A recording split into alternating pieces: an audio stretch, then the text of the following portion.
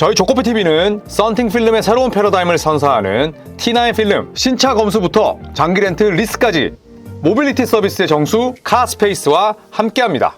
네, 반갑습니다 여러분. 조코피TV의 조현일입니다.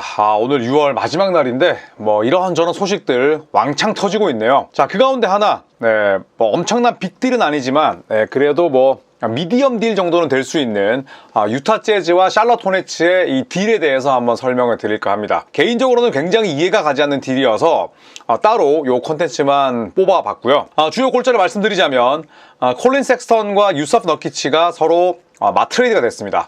유타가 유서프 너키치를 받는 조건으로 샬럿이 콜린 야스턴과 그리고 2030년 2라운드 픽을 받았습니다.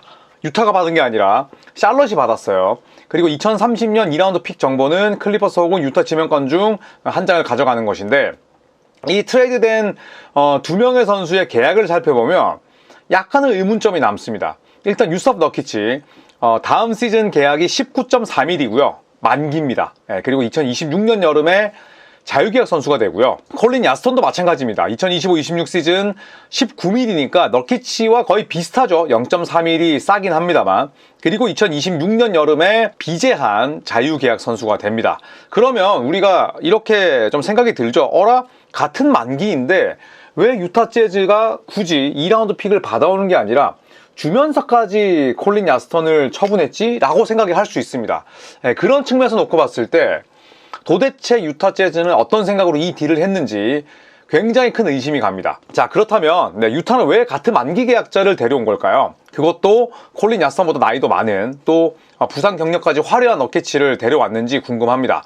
자, 일단은 최대한 이해를 해보는 쪽으로 한번 말씀을 드리자면, 유타 재즈는 워커 캐슬러, 또 카일 필리포스키에 이어서 세 번째 빅맨이 필요한 상태긴 했어요. 그리고 이 두 명 다 젊기 때문에 너키치의 경험과 노련미는 굉장히 큰 힘이 되겠죠. 그래서 이 두 연건의 백업이 필요했던 건 맞습니다. 자, 하지만 이 유서프 너키치를 데려오고자 콜린 섹스턴과 드래프트 픽을 썼다? 야, 이거는 좀 이해가 쉽게 가지 않는 처사죠. 오히려 반대가 되는 상황이죠. 오히려 유타 재즈가 너키치를 떠안는 조건으로 2라운드 픽을 받아왔으면 모르겠는데 2라운드 픽을 줬습니다. 그리고 저 픽의 가치가 그렇게 낮지도 않을 것 같고요. 그리고 1994년생인 너키치는 콜린 야스턴보다 0.3일이 일단은 또 더 비싼 선수입니다. 그러니까 같은 만기 계약에 오히려 금액이 더 비싸요. 그렇기 때문에 유타 재즈 팬들 입장에서는 이거 뭐 하는 거지라는 생각이 들 수 있을 것 같습니다. 자, 그리고 말씀드렸듯이 받아온 게 아니라 2라운드 픽을 태우면서 콜린 섹스턴을 내보낸 거죠. 자, 일단 유서프 너키치 유타 재즈의 백업 빅맨이 됐습니다. 24-25 시즌 51경기 뛰면서 20.8분, 8.9득점, 7.8리바운드, 2.3 어시스트, 그리고 필드골 성공률은 빅맨치고 낮은 편입니다. 워낙 레이업이나 혹은 골 밑에서 마무리 솜씨가 좋은 선수는 아닙니다. 3점은 던질 수 있지만 30.5%까지 효율이 많이 떨어졌고요. 지난 시즌 피닉스와 샬럿에서 뛰었는데 샬럿에서는 굉장히 효율적인 활약을 펼쳤습니다. 짧은 시간 트리플 더블에 가까운 활약을 펼친 경기도 있었습니다만, 피닉스에는 마이크 부덴홀저 감독과 엄청난 불화를 겪었죠. 마지막에는 서로 말도 섞지 않을 정도였습니다. 여러모로 부침을 겪은 한 해였고요. 자, 유타 재즈 입장에서는 왜 섹스턴을 2라운드 픽까지 주면서 보냈을까요? 일단 가드 자원이 차고 넘칩니다. 나중에 말씀을 드리겠지만 조던 클락슨도 거의 이별이 기정사실화되어 있고, 유타 재즈는 자니 주장이나 이런 선수들을 제외하고 일단 유타 재즈가 기본적으로 30분 전후 혹은 30분 이상의 출전 시간을 주면서 키워야 될 선수만 3명입니다. 일단 키온테 조지, 그리고 아이자 콜리어, 그리고 이번에 드래프트로 뽑은 픽업해서 뽑았어요. 픽업 트레이드로 워낙 이 선수를 데려오고 싶어 했어서 픽업을 시도해서 데려온 월터 클레이튼 주니어가 있습니다. 일단 지난 시즌 팀의 주전 포인트 가드는 키온테 조지에서 아이제 콜리어로 바뀌었죠. 바로 브로니 제임스와 함께 USC를 다녔던 바로 그 선수인데 2004년생입니다. 전도 유망하고 지난 시즌 활약상 좋았죠. 그리고 키온테 조지가 식스맨으로 나왔는데 조지는 1번과 2번을 다 볼 수 있는 자원입니다. 그리고 2003년생으로서 조던 클락스를 내보내려 하는 것도 키온테 조지를 키우기 위함이고요. 그리고 키온테 조지와 아이자 콜리어에게 많은 시간을 줘야 되기 때문에 콜린 섹스턴, 본인의 득점에 대한 욕심이 있는 단신 스코어러잖아요. 내보낼 수밖에 없었어요. 그래서 최대한 유타 재즈 입장에서 한번 이해를 해보자면 그만큼 우리는 콜린 섹스턴을 굉장히 처분하고 싶었다. 그래서 그냥 샬럿이 2라운드 픽 요구하길래 줬다, 뭐 이렇게 해석하는 수밖에 없을 것 같아요. 네, 그리고 월터 클레이튼 주니어도 유타 재즈가 비록 로터리 픽 바깥이긴 했지만 굉장히 공을 들여서 데려온 선수잖아요. 이 세 명에게 기회를 주기 위해서는 일단 콜린 섹스턴을 먼저 처분하는 게 급선무이지 않았을까 한번 이해를 해봅니다. 자, 샬럿 입장도 한번 생각을 해봐야죠. 네, 뭐 샬럿, 우리 조코피TV 구독자분들께서는 샬럿의 사정을 잘 아시겠지만 뭐 대부분 라이트한 팬들은 샬럿을 뭐 사실 한 경기조차 제대로 보기는 어렵죠. 자, 일단 빅맨 포지션을 하나씩 데스노트처럼 없애고 있는 샬럿입니다. 지난 시즌 도중에 닉 리차즈를 피닉스 선즈로 내보냈고요. 그리고 지난 시즌 도중에 마크 윌리엄스를 내보내려 했다가 레이커스의 거절로 파토가 났고, 그리고 얼마 지나지 않아서 2025년 여름에 마크 윌리엄스까지 트레이드로 내보냈습니다. 그리고 바로 오늘 새벽 유서프 너키치 역시 딜을 통해서 샬럿 유니폼을 벗겨버렸죠.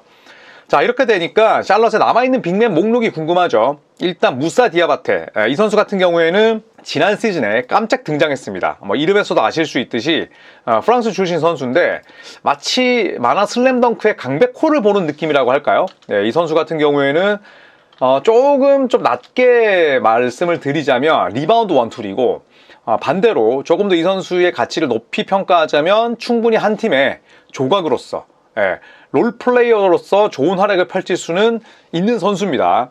자, 그리고 타지 깁슨, 언제 은퇴해서 이상하지 않을 1985년생 노장이고 다음 시즌 샬럿 유니폼을 입고 뛸 가능성은 높지 않습니다. 그리고 마일스 브리지스, 훌륭한 기량의 소유자이지만 뭐 멘탈이라든지 또 사생활에 문제가 많고, 네, 그리고 트레이드 블락에 현재 올라와 있는 상태입니다. 못해서가 아니라 마일스 브리지스는 샬럿에서 얼마 없는 가치를 지닌, 그러니까 트레이드 자산으로 쓰일 수 있는 선수이기 때문에 일단 마일스 브리지스는 트레이드에 매우 열려있다라고 샬럿이 이야기를 했습니다. 자, 그리고 티잔 살룬, 이 티잔 살룬 같은 경우에는 2024년 1라운드 6순인데 최악의 루키 시즌 보냈습니다. 일단 버스트가 아닐까, 이런 약간의 우려가 들 정도인데, 이 티잔 살룬은 지난 시즌 60경기를 뛰면서 필드골이 놀랍게도 33%, 빅맨입니다. 그런데 3점 성공률이 28.3%. 야, 깝깝합니다. 그래서 완연한 빅맨으로 쓰기에는 지금 티잔 살룬은 많은 시간이 필요할 것 같아요. 네, 그리고 그랜트 윌리엄스, 1998년생, 전성기를 달려야 될 자원이지만 1년짜리 부상을 입은 이후에 회복하고 있습니다. 자, 그리고 라이언 칼크 브레너, 2025년 드래프트 34순위, 그러니까 2라운드 초반에 뽑힌 자원인데 7푸터예요.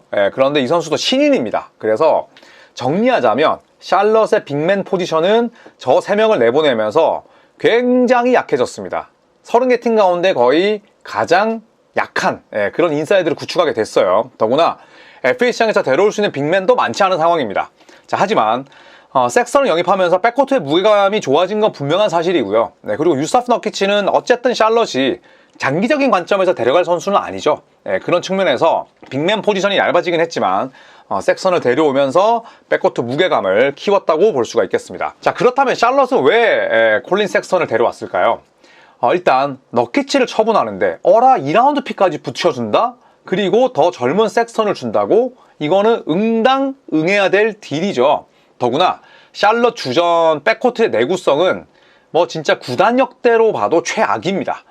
일단 지난 시즌 백코트 출석률을 한번 살펴보면 브랜든 밀러, 루키 시즌 아주 견고했죠. 그런데 지난 시즌 55경기 결장했습니다. 55경기. 그리고 라멜로 볼, 말하기도 지칩니다. 35경기 결장. 그리고 트레이맨, OKC에서 데려온 선수인데 뭐 리그 최상급 벤치 스코어러죠. 69경기 결장. 그것도 시즌 초반에 13경기 활약이 워낙 좋았거든요. 그런데 결국에는 아웃됐습니다. 24.5분 뛰면서 14점을 넣었으니까 그 흐름을 쭉 이어갔더라면 충분히 식스맨상을 받을 수 있었죠. 그런데 이 3명이 159경기를 결장했습니다. 다음 시즌도 이러지 말란 법이 없죠. 라멜로 볼과 트레이맨은 부상을 달고 있는 선수고, 특히 라멜로 볼의 시즌별 출전 경기를 보면 야, 진짜 샬럿 팬들 혈압 오릅니다. 루키 시즌 51경기 오케이. 그리고 21, 22 시즌 75경기, 야, 이때만 하더라도 출석률 좋은데, 하지만 3년차 시즌 때 36경기 출전에 그칩니다. 절반 이상 날렸고요. 23, 24 시즌 때는 60경기 날렸어요. 22경기 출전. 24, 25 시즌에는 47경기. 그러니까 지난 시즌도 출석률이 그냥 50% 넘었을 수준이에요. 그래서 최근 3시즌을 놓고 보면 141경기 결장했습니다. 야, 진짜 미치고 뭐 활짝 뛸 노릇이죠. 그렇기 때문에 브랜든 밀러도 지난 시즌 자주 아팠죠. 라멜로 볼은 애초에 그냥 뭐 출석률이 엉망인 선수죠. 트레이맨도 마찬가지죠. 이러다 보니까 샬럿 입장에서는 빅맨 포지션도 빅맨 포지션인데 이 스타들 선수들 그 다음에 아주 재능 넘치는 백코트 3명이 빠졌을 때에 상황이 깝깝했던 거죠. 그러다 보니까 지난 시즌에 뭐 이 선수들 무시하는 건 아니지만 바실리에 미치치에게 많은 기회를 줬어야 됐고 닉 스미스 주니어도 뛰게 했었고 데이컨 제프리스도 마찬가지고 KJ 심슨 진짜 뭐 그 다음에 데미안 바우 뭐 정말 별의별 무명 선수들에게 기회를 많이 줄 수밖에 없었어요. 네, 그러다 보니까 검증된 자원인 이 콜린 야스터는 충분히 이 선수들의 건강 이슈를 채워줄 수 있는 거죠. 자, 다시 유타로 한번 돌아오겠습니다. 자, 유타 재즈 이 오스틴 에인지 단장이 탱킹에 대해서 무슨 얘기를 했냐면 다음 시즌엔 우리 탱킹할 일 없을 겁니다 라고 이야기를 했습니다. 하지만 이 말을 고지고대로 믿는 세력들은 많지 않죠. 왜냐? 탱킹을 하고 싶지 않아도 너네 로스터 자체가 탱킹이야. 너네 팀 얼굴 자체에 탱킹이라 써있어. 탱킹을 안 하면 어쩔 건데. 이런 이야기들이 많습니다. 실제로 잘 나갔던 시즌 2년 연속 유타 재즈의 프런트가 팀의 플레이오프 진출을 그냥 가로막았었거든요. 그리고 나서 사실 민심도 많이 잃었죠. 도대체 유타 재즈는 어떤 생각을 가지고 팀을 운영하냐. 이도 저도 아니다. 너무너무 애매하고 너무너무 모호하다. 그리고 에인지 단장이 우리 탱킹 없어라고 이야기를 하니까 조롱하는 세력들이 있죠. 왜냐하면 니네 로스터 누가 봐도 탱킹인데 이런 부분도 있고 또 그 이유가 있습니다. 2026년 드래프트 1라운드 지명권이 변수예요. OKC에 넘어가 있는 픽은 탑 A 보호 지명권입니다. 이 말인 즉슨 유타 재즈가 1에서 8순위 픽을 거머쥐게 되면 유타가 행사할 수 있는 거예요. 그런데 9순위 바깥으로 가면 유타 재즈는 지명권 날리고 OKC가 가져가게 되는 겁니다.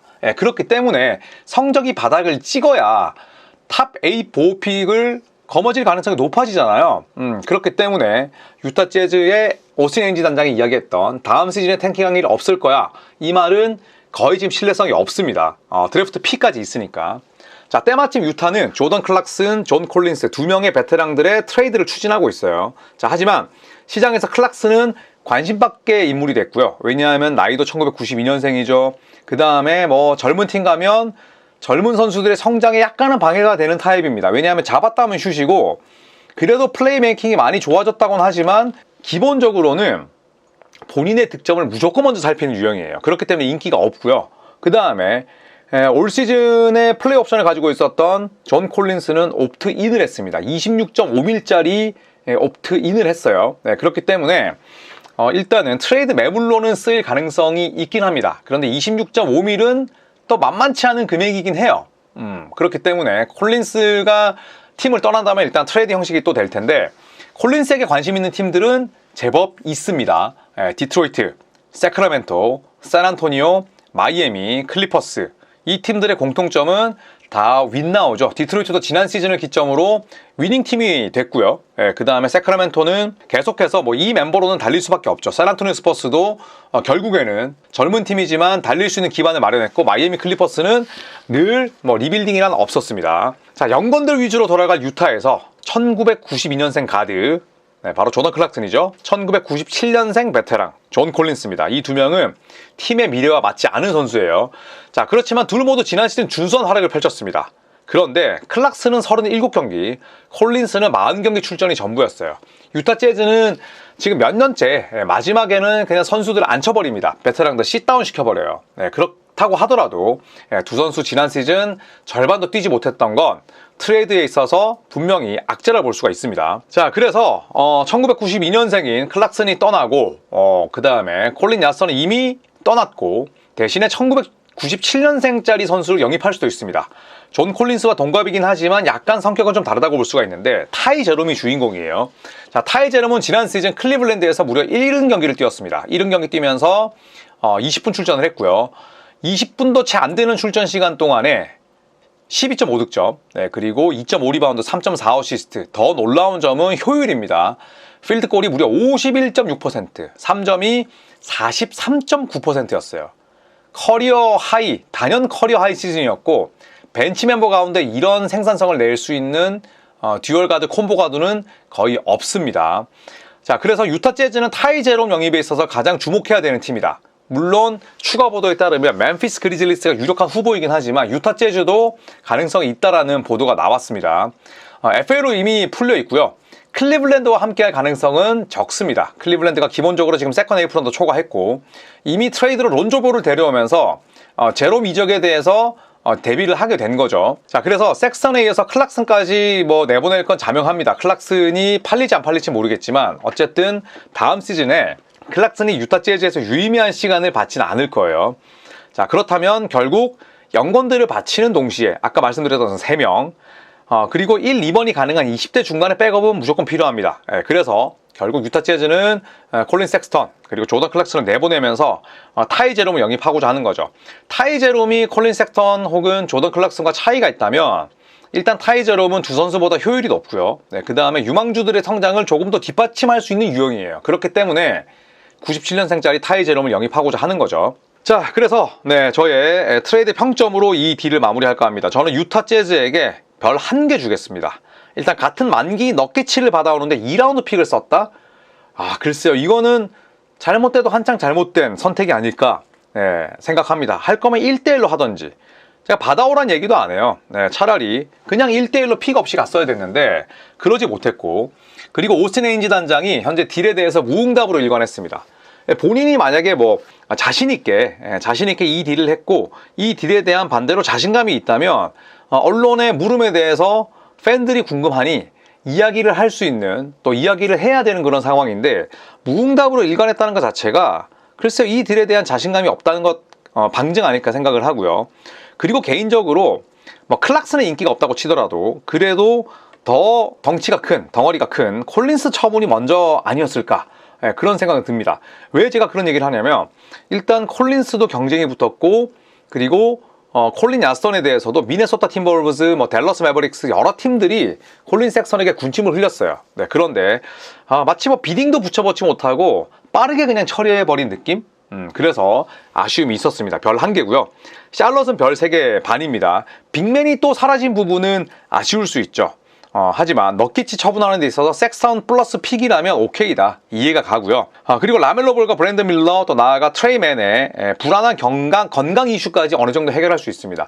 물론 샬럿에서 백업들은 자원들은 많아요. 그런데 다 고만고만합니다.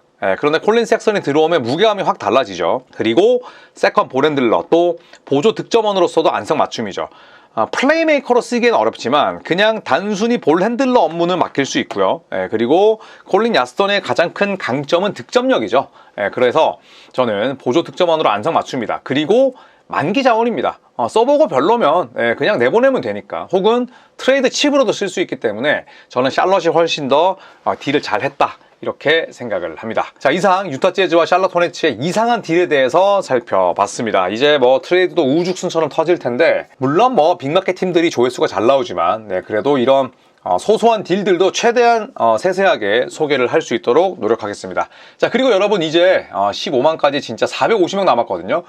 구독을 안 하고 보시는 분들 정중하게 부탁드리겠습니다. 구독 한번 해주시면 감사하겠습니다. 더 열심히 달리는 조코피TV 되도록 노력하겠습니다. 고맙습니다.